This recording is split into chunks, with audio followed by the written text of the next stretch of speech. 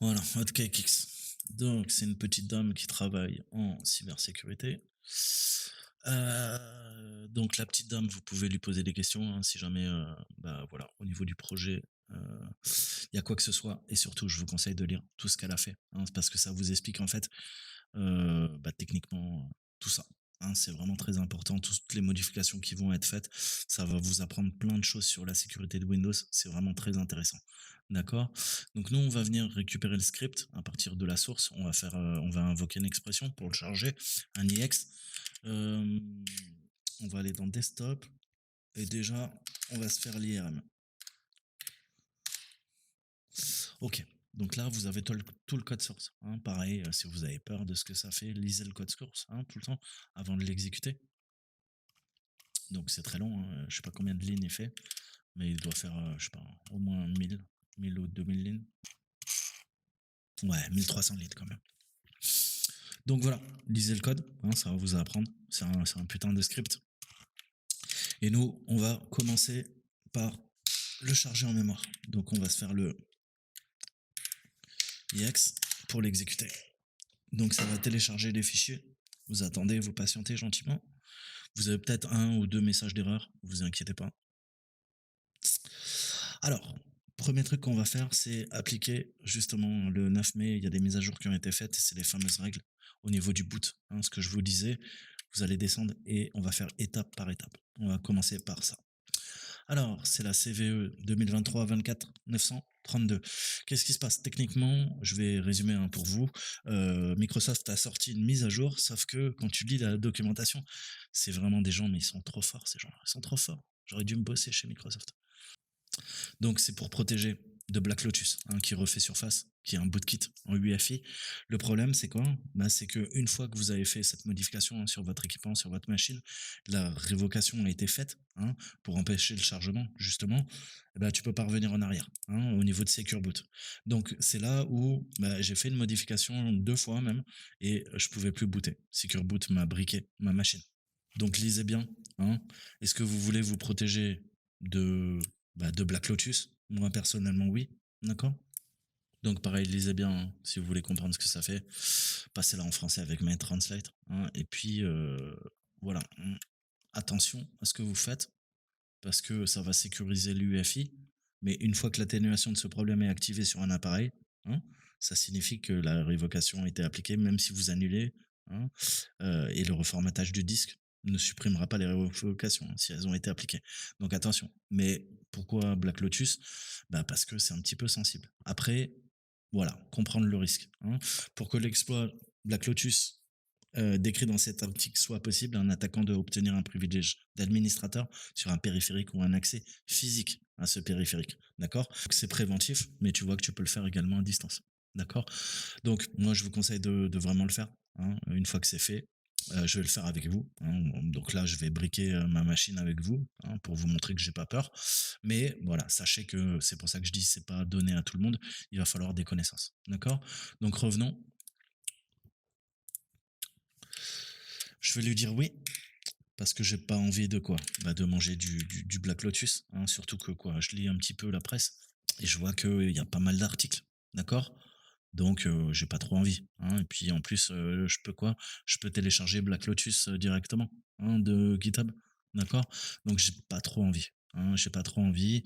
Et pourquoi je te disais de toute façon, voilà, tu peux contourner la HVCI, tu peux contourner BitLooker. Donc tu vois que certains systèmes de défense, ce qu'on va faire, un bootkit, lui, il pourra tout péter. Hein. Donc c'est du hardening pour éventuellement les virus que vous aurez. Mais si on arrive à installer un bootkit, tout ce qu'on va faire là, t'inquiète pas, on va pouvoir contourner. Donc je vous laisserai aller lire tout ça. Nous, on va l'appliquer. Ok, donc tu as bien compris, de toute façon, c'est du ring 0, hein, kernel, donc tu es en dessous, tu es en -1, -2, -3, -4, hein, je vous avais expliqué ces techniques. Donc voilà, tu as un bootkit, tu es foutu, hein, tu peux jeter ta machine. D'accord. Donc on va essayer de s'en protéger un peu. Hein. Moi, je prends le risque, encore une fois. Et c'est assez particulier, vous allez voir ce qu'on va faire. Là, on va appliquer le mode, la modification, d'accord.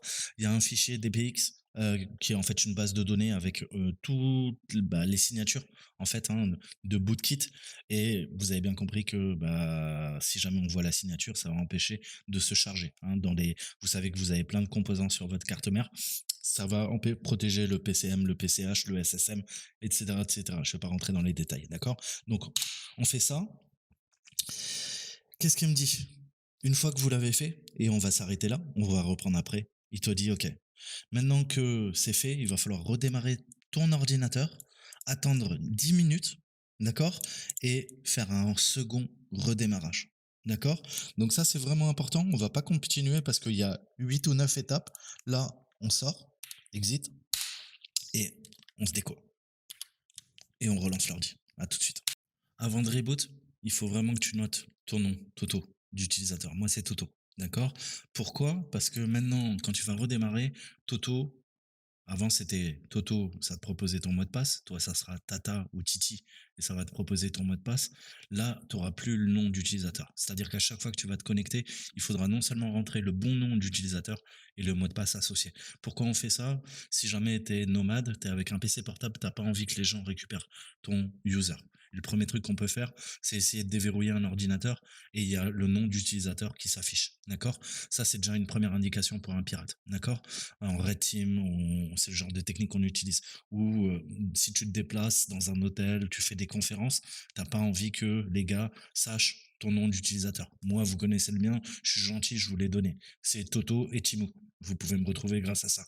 Mais généralement, on n'a pas envie de le donner. D'accord? Moi, j'ai rien à cacher dans ma vie. Mais donc, notez-le. Pourquoi? Parce que quand vous allez verrouiller. Ok, ça marche. D'accord? Donc là, vous voyez que je peux me connecter avec un code PIN ou je peux me connecter avec un mot de passe, pas de problème. Et vous voyez que j'ai repris la main, il n'y a aucun problème, hein. Je peux lancer mes programmes, ça a été durci. On va refaire un test, le temps d'attendre ces fameuses 10 minutes. On va relancer un Harden Kitty, on va voir, on était à 5.8, vous vous rappelez? On va faire un import module et on va invoke Hardening Kitty en mode emoji support. Donc ça, c'est le scan de base.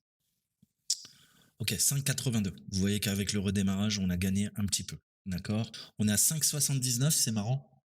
Et 5,82 l'autre. Bon, ça varie, ça fluctue un peu, qu'on soit utilisateur à bas privilège ou à haut privilège.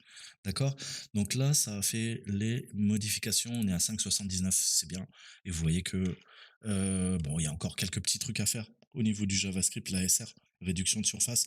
Mais bon, ça, c'est pas très grave. Vous pourrez aller chercher. Vous faites une recherche sur Windows, sur Google, vous allez trouver comment modifier et jouer sur l'ASR, hein. Pareil, un bon article que je vous conseille pour apprendre, vous tapez ASR, donc réduction de surface d'attaque Microsoft, et vous connaissez la documentation. Voilà. Activer les règles de réduction de la surface d'attaque, hein. Pareil, allez voir la doc, hein, pour comprendre comment ça fonctionne, le fameux Intune, pas iTunes, comme j'ai dit tout à l'heure, etc., etc. Et c'est exactement ça. On est sur du Microsoft Intune. Comment je sais ça? Euh,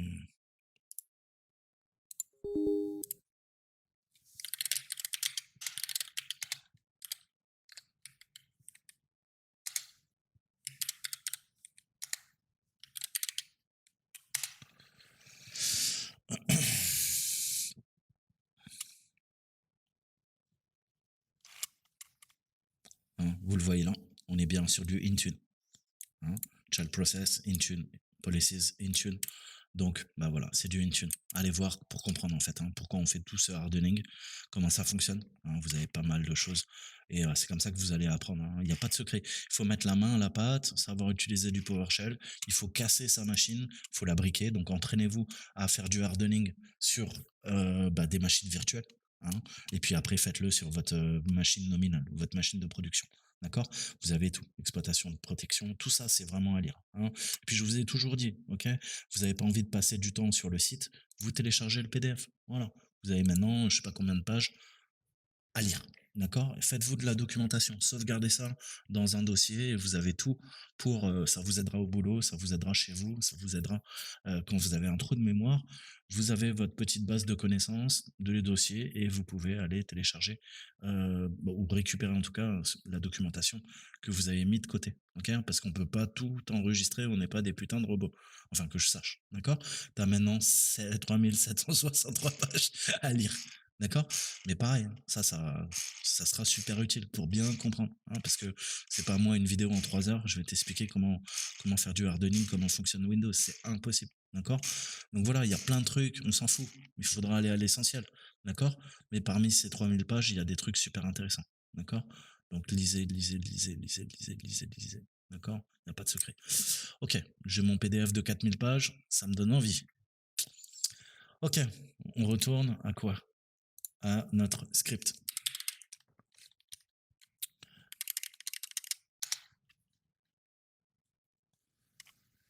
Alors, qu'est-ce que nous dit le script? Tu vas attendre 5 à 10 minutes, d'accord? Je pense qu'elles sont échues, mais on va quand même vérifier. Alors, il faut le KB, hein, c'est pour ça que je te disais, ce KB, c'est cette mise à jour. Il faut absolument que ton système soit à jour. C'est pour ça que je vous ai dit, mettez à jour, mettez à jour, mettez à jour. D'accord? Ensuite, si on regarde ça, on va aller voir la documentation Microsoft. Je crois que c'est à la fin. Voilà. On va aller vérifier. Dans le journal d'événements, on devrait avoir des événements 1035. D'accord? Donc, on va regarder et un 276. Il faut que ça soit effectif. Donc, on va attendre encore un peu et on va espérer que ça fonctionne. Sinon, on est un petit peu dans le caca. Ok, donc on va reprendre. J'ai redémarré la machine. On devrait être bon. On va prendre le hot cake et on va passer donc au deuxième hardening qui en soi s'occupe de ça. Hein, il y avait donc une 0D, un utilisateur authentifié attaquant pouvait entraîner une vulnérabilité de divulgation d'informations dans le noyau Windows. Cette vulnérabilité ne nécessite pas de privilèges d'administrateur ou d'autres privilèges élevés. Donc la faille parfaite, l'attaquant parviendrait à exploiter cette vulnérabilité, pourrait éventuellement afficher la mémoire du tas, d'accord, à partir d'un processus privilégié exécuté sur la machine. Donc voilà, ça craint à mort. Donc on va appliquer la deuxième partie, hein. J'ai redémarré, j'ai attendu 20 minutes, j'ai rebooté une deuxième fois. Ça, c'était pour ce qu'on vient de faire avant, hein. Prenez le temps, hein. Il vous dit 5 minutes, laissez une demi-heure et rebootez une deuxième fois, d'accord? Pour que ça soit effectif. Maintenant, c'est effectif, on va s'occuper de la CVE 2023-32-019. Alors, me demandez pas pourquoi, je vous l'ai dit, Microsoft sort des patchs de sécurité, mais c'est à vous d'activer les mitigations, hein, pour solutionner les problèmes. Alors pourquoi tu nous sors des KB si on doit faire le boulot nous-mêmes? Bon, j'ai pas tout compris parce que à mon avis il y a des problèmes de compatibilité et t'as pas envie de planter un serveur de production. Donc c'est peut-être pour ça qu'ils font ça. Donc on va faire le taf, on va reprendre la commande puisque j'ai redémarré, il faut relancer à partir de la dernière version qui est ici. Alors, comme on a durci, faudra peut-être, hein, débloquer. Mais dans ce cas-là, il faut quoi? Là, ça va, il me demande pas de redémarrer, hein, mais faites-le et désactivez, hein, le temps des modifications, tout ce qui est SRP. Ok, on lance. S'il veut bien, il veut pas. Ok, on est reparti.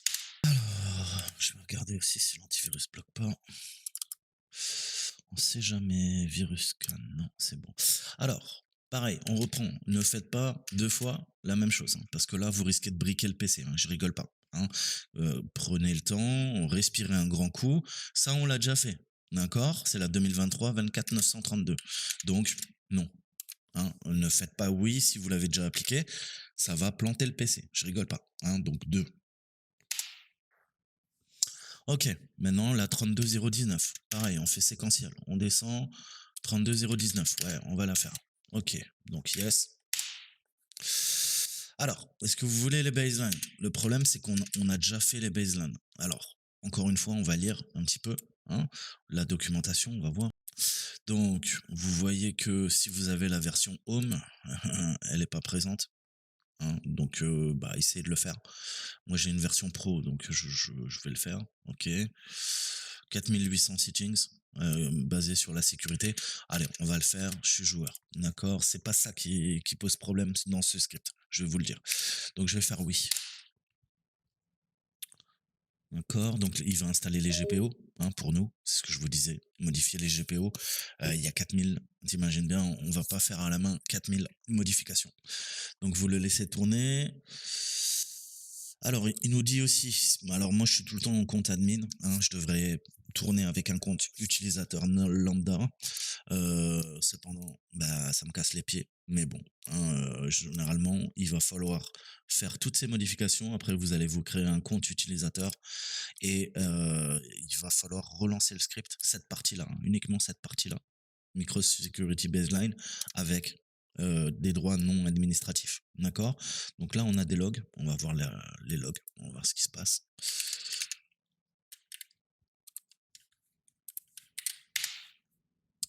Qu'est-ce qu'il nous dit, le pépère? Terminé, 100%, 63 sur 63. D'accord? Zone de stratégie de processus, droit, privilège. Donc là, on est pas mal. Donc maintenant que ça c'est fait, je vais me faire un autre point de restauration quand même pour être sûr, pour être tranquille. Voilà, comme ça, si jamais il y a un problème par la suite, on va pouvoir restaurer à partir de là.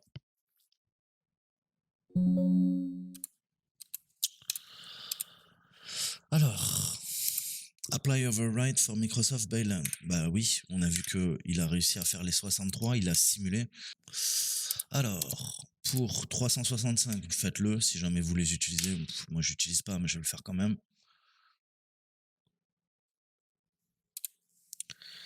Defender catégorise. Ça, moi, je l'ai déjà réglé avec. On l'a réglé dans la première vidéo. Je vais faire non. Attaque surface rules. On va le faire, oui.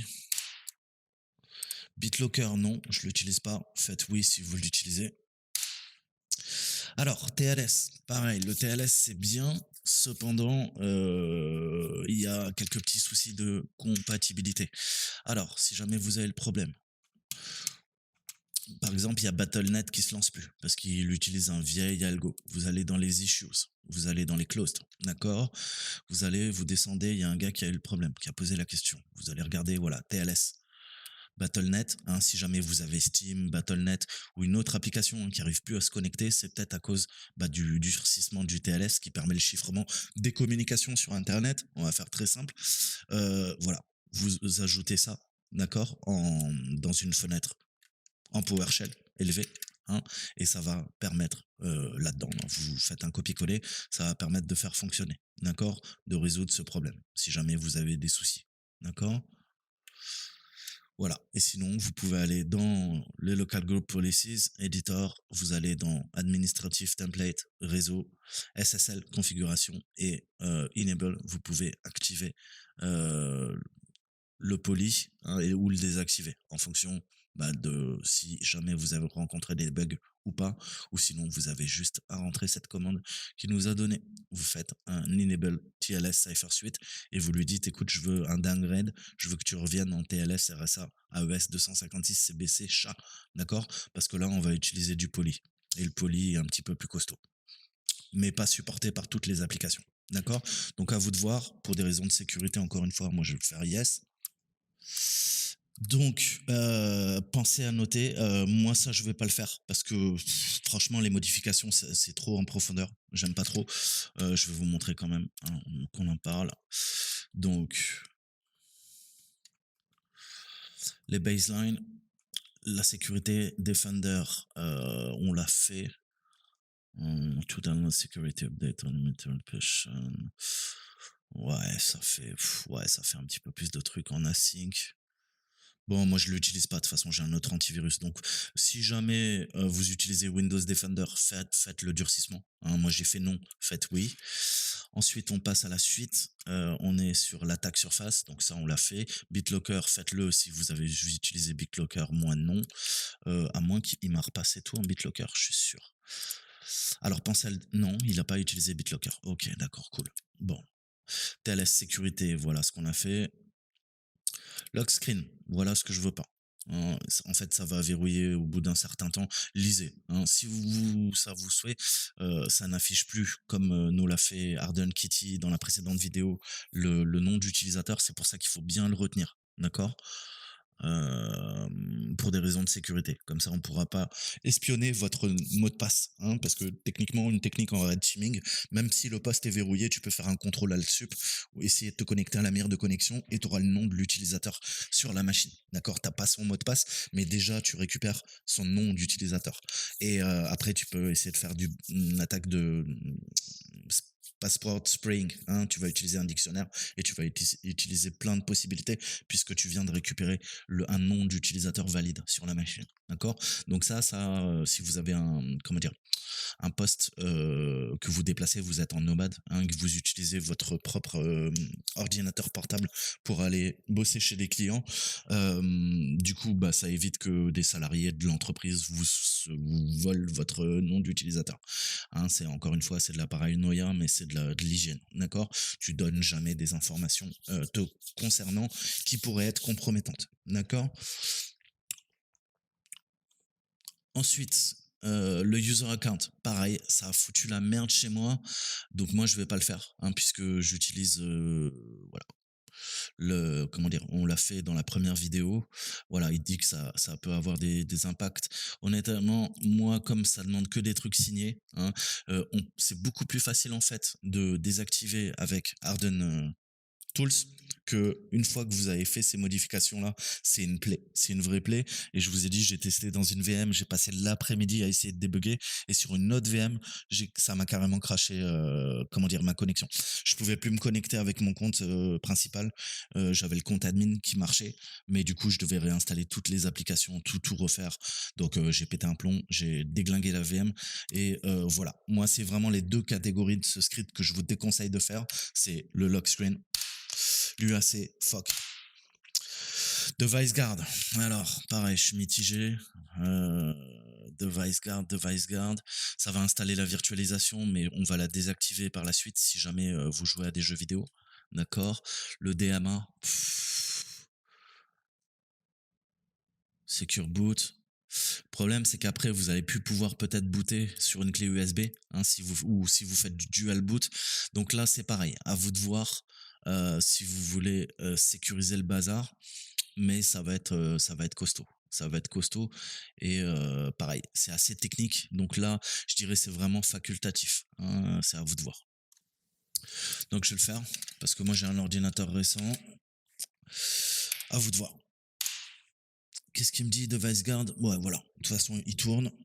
Firewall, on va faire oui. Alors, les trucs optionnels. Donc Firewall, vous faites oui. Et là, pareil. Disable quoi? L'AMSI. Donc en fait, ça va supprimer le PowerShell 2. Ça va retirer le notepad. Ok, ça je le fais de toute façon, hein. De toute façon, le premier truc que vous devez faire, hein, quand vous avez l'ordinateur, bon là on va le faire avec le script si vous voulez. Non, je vais pas le faire parce que ça m'installe le WSA. Et avec le WSA, on peut attaquer ta machine. Ça installe le sandbox. Allez voir la vidéo de Corben, hein, il a fait une vidéo il y a quelques jours. Il vous montre comment l'installer. Moi, cette dernière partie du script, je vais pas la faire. Euh, Allez voir plutôt, hein, la vidéo de Corben. C'est laquelle? Elle est sortie quand? Sandbox. C'était il y a une semaine, quelque chose comme ça, non? Agent autonome de nettoyer Linux. Un seul code. Putain, je sais plus où aller alors. Je l'ai vu traîner sur les réseaux. On va chercher. Hop. Voilà, 9 mois. Ok. Donc, ne plus flinguer, hein, son Windows. Je te conseille d'aller voir la vidéo de Corben et il t'explique comment faire du sandboxing. Ça peut être bien pour tester une cerise, pour tester vite fait une application, tu vois, avant de la mettre en prod. Enfin, en prod sur ton PC, hein, je te parle pas en entreprise, etc., etc. Donc, va voir cette vidéo, c'est pas mal. Tu peux le faire toi-même. Donc, pareil, comme elle fait des trucs que je n'aime pas, je vais te montrer techniquement comment le faire. D'accord.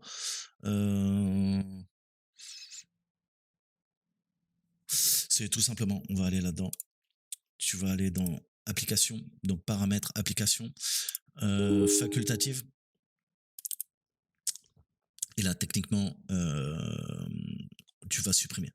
Tu vas voir qu'il y a plein de trucs. Je te conseille de garder juste, ça c'est quoi? Le WordPad classique. Tu l'effaces. Tu vas tout supprimer. Tu gardes que contenu du thème étendu et WordPad. D'accord? Et tu vas là-dedans et tu vas tout en bas. Il y a le PowerShell qui est activé 2.0. Le problème, c'est que ça nous permet de faire des bypass et d'exécuter des scripts malicieux pour venir pirater ta machine. Donc surtout, tu installes la dernière version de PowerShell, la 7.3.6 que tu peux trouver sur GitHub, et tu décoches cette merde. Hein, ça, le SMB direct, tu peux le décocher. À mon avis, il doit être coché chez toi. Si tu as le support de partage SMB, CIFS, si tu l'utilises pas, tu décoches. Pareil, ça va réduire la surface d'attaque parce qu'on peut s'en servir pour pirater ta machine. Voilà. Et une fois que c'est fait, bah, ça fait quasiment les mêmes trucs que ce que elle va faire. Hein. Je pense. PowerShell 2, Working Folder, Not Use, is not bad, Internet Rating, All Feature et le Legacy. Donc ça, c'est pareil. En fait, tout est là. Tu décoches ce que je t'ai dit là et tu retournes. Et tu dois avoir plus que ces deux fonctionnalités. D'accord? Parce que par défaut, tu as tout. Tu as un client OpenSSH, pareil. Pourquoi donner un client ou un serveur OpenSSH à un hacker qui pourrait s'en servir pour faire du rebond et se connecter même à ta machine. Donc tout ça, tu n'en as pas besoin. Hein. Le WMIC, tu me le désactives. D'accord? On s'en sert pour pirater ta machine, pour faire de la reconnaissance. Le serveur OpenSSH, le client OpenSSH, le RSAT, tout ça, tu vas tout me dégager. D'accord? Je t'ai dit, l'enregistreur d'action qui permet de t'espionner, excellent. Tu me dégages tout ça. Le gestionnaire d'impression, pareil. On peut charger un driver via le spooler et ce driver, il va être infecté, il va venir pirater ta machine. Si tu utilises plus d'imprimante chez toi, tu me vires tout ça. Encore une fois, c'est des failles dans le système. D'accord? Tu dois te retrouver comme moi avec WordPad et contenu de thème étendu. C'est tout. Voilà. Alors ça, on va le faire parce que ça va vous créer, donc comme je l'avais fait, ça va vous ajouter, comment dire, des catégories, ça vous évite de le faire à la main, d'accord? Vous allez pouvoir aller maintenant dans le gestionnaire d'événements. Alors, oui, il faut que je désactive cette merde.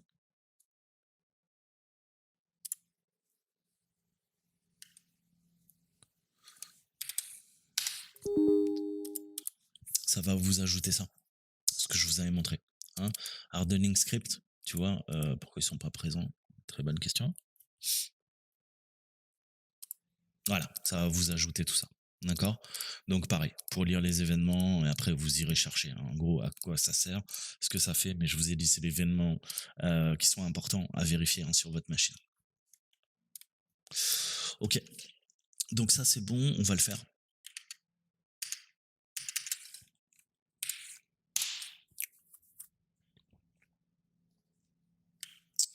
Alors, mise à jour des règles de sécurité au niveau de Windows Update. Ouais, ça c'est pour récupérer, ouais, forcer au fait les mises à jour sur votre ordinateur. Pour des raisons de sécurité, je vous conseille de le faire. Ok. Pareil, sécuriser le Edge. Hein, pour le rendre ça avec ça sera un des comment dire alors il y a toujours la télémétrie hein, bien sûr Microsoft va continuer à revendre vos données sur internet mais par contre ça sera un des navigateurs les plus sécurisés avec ce durcissement hein. Edge on dit toujours c'est de la merde mais une fois qu'il y aura toutes ces recommandations qui sont faites je vous conseille de l'utiliser pour lire vos PDF pour faire vos achats sur internet il sera ultra sécurisé plus qu'un Firefox plus qu'un Brave plus qu'un Google Chrome voilà oui alors les top 10 security c'était quoi je suis allé trop vite ou pas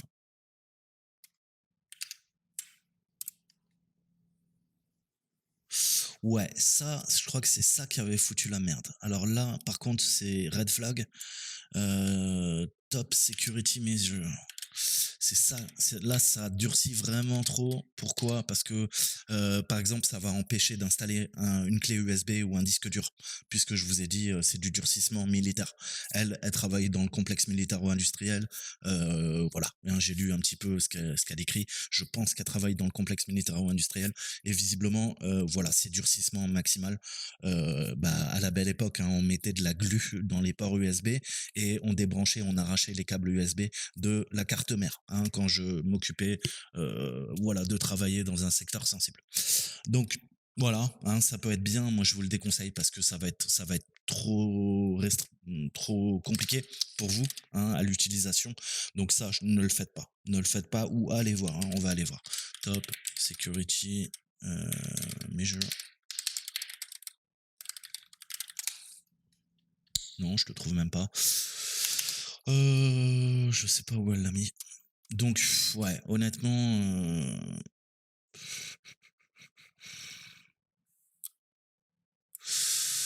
honnêtement, allez voir la doc. Je sais même pas où c'est. Là, j'avoue, mais je crois que c'est ce qui a foutu la merde. Donc, allez voir, allez voir, allez voir, lisez Security Recommendation, ouais.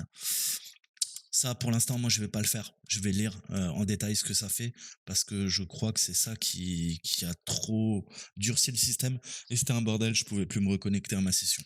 Donc ça, moi, je vais vous dire non. Le top sécurité, non. Allez voir ce que ça fait. Hein, de GitHub Repository. Donc là, j'avoue, j'ai lu une bonne partie, mais j'ai pas tout lu. Donc je vais faire non. Les certificats, ça peut être intéressant. Encore une fois, certificat pour la sécurité. On va voir la partie après Edge, les certificats. Donc ça fait quoi? SigCheck, ok, ouais, parfait. En fait, je vais vous montrer, vous avez SigVerif, vous pouvez le lancer, ça va vérifier les signatures des fichiers. Hein, ça peut être cool de le faire de temps en temps pour s'assurer que tout est signé. Si c'est pas signé, bah, c'est peut-être qu'il y a un driver malicieux qui tourne sur ta machine et qui est en train de router un rootkit, un bootkit, enfin un rootkit plutôt, d'accord. Donc vérifie tout le temps. Hein. Tu lances sigverif.exe et il y a SigCheck, hein, qui est un autre outil qui permet de s'assurer de tout ça. Donc ça, oui, on va le faire, c'est très important pour la sécurité de ton ordinateur. Alors, là, pareil, ça va dépendre dans quel pays vous êtes, hein, mais grosso modo, ça va bloquer quoi? Ça va bloquer les pays, les rogue states, hein, les États voyous, les États qui font du terrorisme, hein, à partir du YANA. YANA, c'est bah, les Américains, hein, en fait, qui contrôlent l'épine dorsale, hein, en donnant bah, l'adressage et les noms de domaine. Donc, à vous de voir, hein, est-ce que vous voulez bloquer ces pays? Et puis, il y a aussi des pays qui lancent des cyberattaques. Donc, encore une fois, ça va bloquer certains trucs, hein, et puis, il vous le dit, de toute façon, les acteurs de menace, ils utilisent des VPN, des VPS. Donc, ça sera en partie utile, à vous de voir. Hein, si vous voulez bloquer les connexions. Moi, la plupart des pays sanctionnés, j'y vais pas, donc je vais le faire. Hein, mais après, c'est à vous de voir. Donc, moi, je vais mettre oui. Terrorisme, oui. Bon, ça a planté. L'OFAC, ouais, on va le faire oui. Alors, le non-admin, pareil, c'est un petit peu délicat. Non-admin command. Show extension, show hidden, disable website, ok. Pour la sécurité, prevent notching, enable clipboard history sync. Voilà, ouais, moi ça va synchroniser avec le compte Microsoft, j'aime pas trop ça. Bon, ça, vous pouvez le faire, honnêtement, vous pouvez le faire vous-même dans les options de Windows. Hein. Vous cherchez 2 secondes, c'est pas très compliqué. Hein. Vous allez même, voilà, hein, il faut aller, tu vas par défaut, tu vas dans options, mais ça, pareil, c'est des trucs à faire de base. Hein, tu descends, masquer les dossiers, non, mais les extensions de type connu, tu les affiches. Tout ça, pareil, parce que par défaut, c'est coché, il faut décocher. Voilà, les lecteurs vides, tac, tac, tac. Bon, bref, hein, tu peux tout faire. À partir de là, il y a une bonne partie. Il n'y a pas besoin d'aller non plus, tu vois, ou si tu vas chercher dans les paramètres classiques, tu te balades, tu vas voir, tu vérifies bien tes règles de sécurité. Il faut que tout soit désactivé. Hein. Tout ça, il faut que tout soit désactivé. Mais en principe, on l'a fait avec OO au tout début de la première vidéo. Mais vérifie, d'accord? Pense que si jamais tu veux, comment dire, utiliser une version bêta, faire partie du programme Insider, il faut absolument que pour avoir le canal bêta, Canary, Dev ou Preview, il faut partager les données, la télémétrie. Donc coupe pas complètement la télémétrie, sinon euh, tu pourras pas récupérer les versions bêta comme moi. Mais bon, ça, c'est à toi de voir. Voilà. Vous redémarrez votre ordinateur, vous vérifiez qu'il n'y a pas de nouvelles mises à jour et on en a terminé là. Bah, ça conclut la vidéo, les amis. Hein, lisez, parce que je vous ai dit, il y a beaucoup de choses intéressantes. Hein. Je suis pas d'accord avec tout ce que dit la dame, mais travail de qualité, hein, vraiment assez incroyable, documentation poussée, et je vous conseille vraiment de voilà de descendre tout en bas, de lire tout et aller creuser. Hein. Je sais pas ce que c'est le SMB, le LDAP, je vais aller voir comment ça fonctionne, d'accord? Et surtout, descendez tout en bas. C'est ça, c'est sympa. Ça, c'est vraiment à lire. D'accord? Vous avez de la documentation, comment se créer une clé bootable, d'accord? Pour pouvoir charger l'image, le clone qu'on a fait, ou recharger des points de restauration. Hein, vous devez avoir tout le temps une clé USB, hein, avec l'image de Windows 11, hein, pour pouvoir réparer votre ordinateur, charger une sauvegarde. Au cas où bah, votre SSD, votre disque dur, votre système ne peut plus booter, on va booter sur la clé USB pour le réparer. D'accord? Donc voilà, vous avez plein de choses à lire. Hein. Je vous avais présenté justement notre outil, hein, le WinSecure DNS, etc., etc., etc. Donc voilà, des choses, plein de choses à lire, plein de ressources. Hein. Voilà, c'est vraiment une bonne KB, une knowledge base, une base de connaissances, et on peut la remercier. Donc je te remercie, Hotcake X. Bah moi je vous dis à très bientôt, j'espère que vous avez kiffé. On clôture avec cette troisième vidéo, le hardening. Là ta machine elle est propre, bien réglée. Tu peux faire une dernière image, un dernier clone et effacer les clones qu'on a fait avant. Redémarre ta machine quand même pour que ça prenne toutes les modifications en compte et que tu t'assures que tu puisses te connecter et qu'il n'y a pas de problème. S'il n'y a pas de problème, tu me fais un clone. Au jour d'aujourd'hui, tu auras ce clone que tu vas pouvoir déployer sur n'importe quelle machine et tu auras juste des drivers à installer si tu changes de PC et tu auras un système qui est durci, qui est préinstallé et je vous conseille de faire ça plutôt que charger, installer à partir d'un Windows classique parce qu'il faudra refaire tout ce boulot, d'accord? Et masteriser un PC, j'ai passé quasiment 2 semaines. Mais moi, je suis un perfectionniste. Mais on va dire quand tu installes un PC et que tu fais ça de fond en comble, c'est entre 3 et 5 jours de boulot, d'accord? Et je parle de 8 heures de boulot par jour, d'accord? Si vous voulez faire les choses bien. Mais moi, je fais des milliers de modifications sur mon ordinateur tout le temps. Hein, je laisse jamais le Windows de base, en fait. Hein. Et je l'optimise, je le débug, je le deblotte. J'ai des clés de registre que je modifie pour accélérer les jeux vidéo, pour accéder à mon matériel, pouvoir l'overclocker, etc., etc., etc. Je suis une personne lambda dans la vie, hein, j'ai rien d'exceptionnel, je disais à mes abonnés, mais par contre, en tant qu'utilisateur, ouais, je suis ce qu'on appelle un power user. Ok, donc voilà, j'espère que vous avez appris des trucs. Ne cliquez pas bêtement hein, sur des pièces jointes, sur des utilitaires que vous ne connaissez pas, en vous disant ah bah ça y est, maintenant le PC il est sécurisé, je vais aller télécharger des jeux piratés parce que bah tu le sais, hein, on peut quand même contourner certains systèmes de défense. C'est ne te dis pas comme 90% des gens, c'est un effet psychologique. Ah, maintenant que le PC est sécurisé, je vais pouvoir faire n'importe quoi. D'accord? Ne pensez pas comme ça, hein, parce que vous savez qu'il suffit qu'il y ait une seule faille pour qu'on puisse l'exploiter et vous le pirater. Donc, ok, le PC est plus sécurisé, mais maintenant que tu as fait tout ce boulot, prends-en soin, d'accord?